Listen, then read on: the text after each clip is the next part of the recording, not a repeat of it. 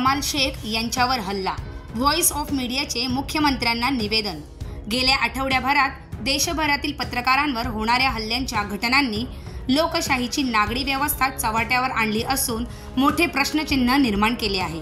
ठाणे जिल्ह्यातील बदलापूरमध्येही अशाच प्रकारचा धक्कादायक प्रकार समोर आला आहे। रविवार दिनांक 3 ऑगस्ट 2025 रोजी बदलापूर येथे वार्तांकनासाठी गेलेले व्हॉइस ऑफ मीडियाचे ठाणे जिल्हा कोषाध्यक्ष महासागरचे पत्रकार कमाल शेख यांच्यावर अज्ञात व्यक्तींनी प्राणघातक हल्ला केलाय।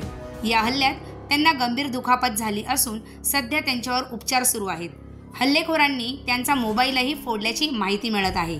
या घटनेच्या निषेधार्थ आणि दोषींवर कठोर कारवाईची मागणी करत व्हॉइस ऑफ मीडिया ठाणे जिल्हा समितीने मुख्यमंत्री, जिल्हाधिकारी, पोलीस आयुक्त तसेच बदलापूर पोलीस ठाण्याला निवेदन दिलं आहे।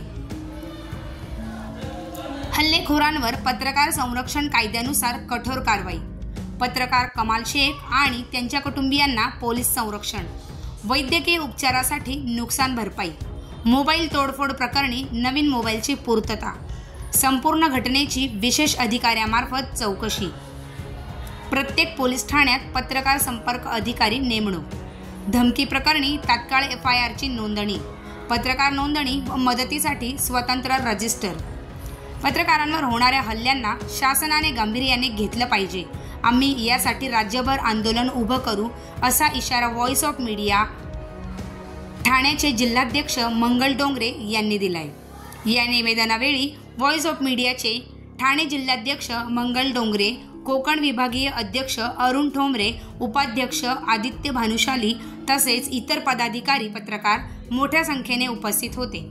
पत्रकारांवरील हल्ले हा केवळ व्यक्तिगत नव्हे तर अभिव्यक्ती स्वातंत्र्यावरील हल्ले आहेत।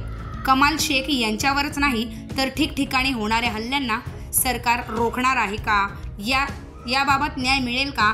हल्लेखोरांवर कठोर कारवाई होईल का? याकडे आता व्हॉइस ऑफ मीडिया या आंतरराष्ट्रीय संघटनेचे लक्ष लागून आहे।